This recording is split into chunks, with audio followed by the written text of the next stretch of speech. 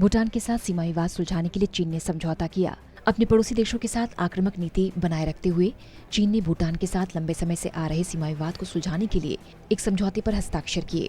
आक्रामक रवैया अपनाकर अपने पड़ोसी देशों पर अपनी बात मानने के लिए दबाव बनाना चीन की फितरत है। वो हमेशा ही सलामी स्लाइसिंग तकनीक का प्रभावी तरीके से इस्तेमाल करता है। ये तकनीक डरा धमकाकर और धौंस दिखाकर विरोधी से अपनी बात मनवा लेता है। ऐसा पहली बार नहीं हुआ कि चीन और भूटान ने सीमा विवाद सुलझाने के लिए ऐसा प्रयास किया हो। सालों से चीन अपने कमजोर और छोटे पड़ोसी देश भूटान की सीमा पर अतिक्रमण करता रहता है। निजी समाचारों के मुताबिक चीन ने भूटान के 764 किलोमीटर क्षेत्र पर अपना दावा किया। विवाद सुलझाने को लेकर हो चुकी है 24 दौर की बातचीत। साल 2016 तक चीन और भूटान के बीच सीमा विवाद सुलझाने को लेकर 24 दौर की बातचीत हो चुकी है, लेकिन चीन लगातार भूटान पर दबाव बनाता रहता है कि वो अपने मध्य क्षेत्र पर दावा करना छोड़ दे और बदले में पश्चिमी भूटान का क्षेत्र ले ले। लेकिन भूटान उसके एक तरफा प्रस्ताव को सिरे से खारिज करता रहता है। चीन में सत्तारूढ़ चाइनीज कम्युनिस्ट पार्टी पड़ोसी देशों के प्रति आक्रामक रवैया अपनाकर सिर्फ सीमा पर अपने दावे को मजबूत करती है, बल्कि दूसरे देशों की जमीन पर धीरे धीरे कब्जा करती रहती है। सत्तारूढ़ चाइनीज कम्युनिस्ट पार्टी की इसी स्ट्रैटेजी पर चलते हुए चीन ने नेपाल के हुमला क्षेत्र पर हमला किया।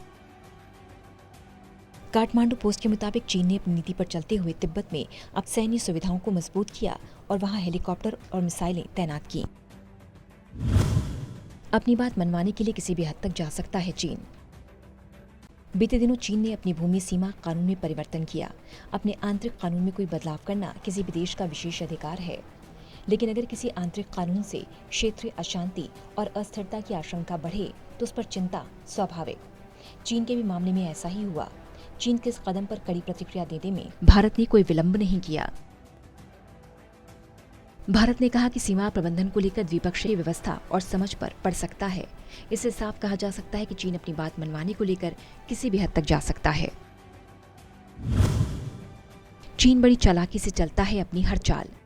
दरअसल चीन के अतीत और संदिग्ध रवैये के कारण उसके लिए ऐसी शंकाएं करना कोई आम बात नहीं है। इसमें कोई संदेह नहीं है कि नए सीमा कानून के पीछे चीन की मंशा सीमावर्ती इलाकों में सरकारी नियंत्रण को और भी ज्यादा सख्त करना है। अतीत में भी वो ऐसा करता रहा। मिसाल के तौर पर उसने अरुणाचल प्रदेश के आसपास तिब्बत सीमा पर कुछ गांव बसाए। ऐसी बस्तियों को बसाने के पीछे चीन के दो उद्देश्य होते हैं। पहले तो ये कि वो सैन्य और खुफिया पृष्ठभूमि वाले नागरिकों को ऐसे स्थानों पर बसाने के साथ अपनी रणनीतिक क्षमताओं को बढ़ावा देता है। इससे उसका दूसरा मकसद सिद्ध होता है कि सीमा के आसपास की घनी बस्तियों के दम पर वो विवादित क्षेत्रों पर मजबूती से अपना दावा कर सके। ये काम केवल भारत से सटी सीमा पर ही नहीं करता, बल्कि दक्षिण चीन सागर इसका एक बड़ा उदाहरण भी रहा है। अपनी इंजीनियरिंग क्षमताओं से चीन ने दक्षिण चीन सागर में कृत्रिम द्वीपों का निर्माण कर उसका ताना बाना भी बिगाड़ दिया। चीन अब यही दाव भारत से लगी सीमा पर आजमा रहा है। इसके पीछे भी कई कारण हैं। पहला कारण तो यही कि इस समय दुनिया कोरोना संकट और उससे उपजी दुश्वारियों से जूझने में जुटी है। कई देशों की अर्थव्यवस्था बदहाल है और उसका पूरा ध्यान उसे पटरी पर लाने में लगा है। ऐसे में चीन को लगता है कि स्थिति में वो भारत के साथ आसानी से टकराव मोल ले सकता है और विश्व समुदाय को भी इससे कोई खास सरोकार नहीं होगा। दूसरी वजह भारत की लगातार बढ़ती आर्थिक एवं सैन्य ताकत है। इसके दम पर वैश्विक ढांचे और संस्थाओं में भी भारत का कद लगातार ऊंचा होता रहता है। कई महत्वपूर्ण मसलों पर भारत की राय को अहमियत दी जाती है। ये सिलसिला भविष्य में और बढ़ेगा। ऐसे में चीन को लगता है किसी समय भारत को पीछे धकेल देना कहीं ज्यादा आसान और उपयुक्त होगा। ये भारत का बढ़ता हुआ रुतबा ही है जिस कारण चीन अब भूटान जैसे उन देशों पर भी डोरे डालने में जुट गया है जो पारंपरिक रूप से भारत के प्रगाढ़ मित्र रहे हैं। दोनों देशों के रिश्तों की डोर इतनी मजबूत है कि भूटान अपनी सुरक्षा के लिए भी सामरिक रूप से भारत पर भरोसा करता आया है।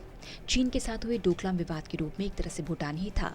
इस मामले में भारत ने चीन को पिछले पांव पर धकेलने में सफलता प्राप्त की थी। वो समकालीन दौर में चीन के रक्षात्मक होने का विरला उदाहरण रहा है। अब उसी भूटान को चीन अपने पाले में लाने में जुटा हुआ है, जिसके माध्यम से वो कई निशाने लगाना चाहता है। इसमें पहला तो यही, भूटान भारत के पाले से छिटक जाएगा, और दूसरा उद्देश्य और भी ज्यादा रणनीतिक है कि अगर चीन इस प्रकार भूटान को साथ ले तो उसमें भारत के घटते रुतबे का संदेश जाएगा। कई दशकों से चलता आ रहा है चीन भूटान विवाद।